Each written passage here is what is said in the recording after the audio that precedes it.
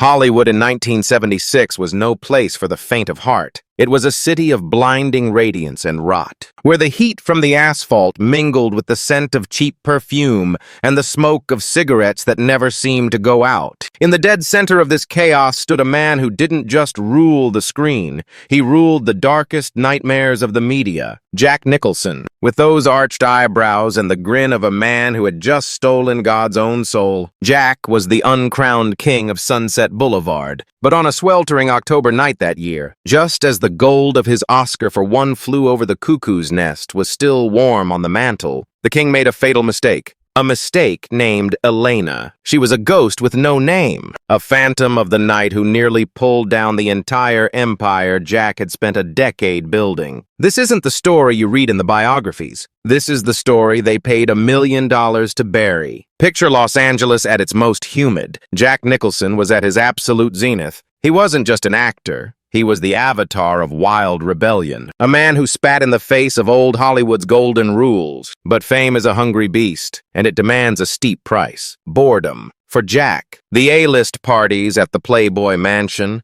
or the stiff martinis at Beverly Hills had turned to ash in his mouth. He needed something raw, something dangerous. He craved the thrill of the unknown. That was the night he stepped into the Rusty Spur, a derelict dive bar tucked behind a row of ancient palms, where the flickering neon was barely bright enough to illuminate the faces of the desperate and the forgotten. In the darkest corner of that room, Elena was waiting. She wasn't a starlet. She wasn't a model on the cover of Vogue. She was a ghost in Jack's real-life noir. A waitress with golden hair that looked like it had been combed with a hurricane, and eyes the color of the Pacific right before a storm. She didn't look at Jack with the starry-eyed awe of a fan. She looked at him with the cold indifference of a woman who had seen through every lie in the world. That look ignited Jack's predatory instinct. He leaned in, the scent of bourbon heavy on his breath, and whispered a joke that should have been a warning. That night, Jack's Mercedes 600 Pullman didn't head toward the luxury of Mulholland Drive. Instead, it tore through the San Fernando Valley toward a roadside motel with a broken M in its sign, flickering like a death sentence. Room 14 of the Starlight Motel smelled of bleach and stale tobacco. Jack Nicholson, the man who had just made the world hold its breath in the cinema, was now just a man drowning in a cocktail of lust and liquor. He shed his expensive blazer, shedding the title of the greatest actor of his generation. Elena, draped in a crimson silk slip that looked like a bleeding wound, was the fire that consumed Jack's final shred of sanity. They collided like two madmen, oblivious to the world outside, oblivious to the cameras and the tabloids that were salivating at the thought of their destruction. Jack thought he was the hunter. He thought he was in control, but he forgot the golden rule of the 70s. In Hollywood, the walls have ears and the shadows have eyes. While they were lost in their clandestine ecstasy, a black sedan sat idling in the gravel parking lot. Inside was Barney, a private investigator with the eyes of a hawk and a heart made of ice.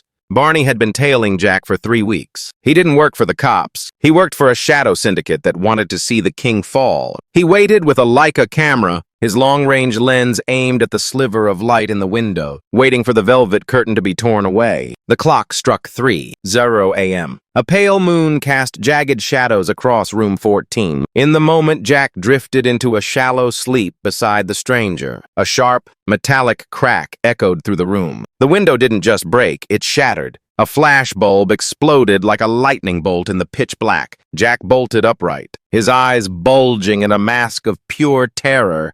The same look the world would later see in the corridors of The Shining. But this time, the fear was real. Elena screamed, clawing at the sheets to cover herself, while the detective smirked from the shadows. He retreated into the night, clutching a roll of film that contained the life and death of Jack Nicholson's career. "Gotcha, Jack," he whispered into the smog. The king had been caught in the act, in a bed that wasn't his, with a woman who didn't exist in the social registers. If those photos hit the press, the Oscar would turn into a lead weight that would drown him forever. By dawn, Jack Nicholson's world was a war zone. The phones wouldn't stop ringing. High-level studio fixers gathered in Jack's living room, their faces ashen. "We buy that film back, or we bury you," was the ultimatum. $1 million in 1976 was a king's ransom. But to keep the name Nicholson clean, the studio was willing to pay double There were backroom deals in smoke-filled restaurants, thick envelopes of cash swapped under tables, and threats whispered in the ears of those who knew too much. A manhunt for Elena began, but the girl had vanished like smoke in a breeze. Some said she took a payoff and fled to Europe.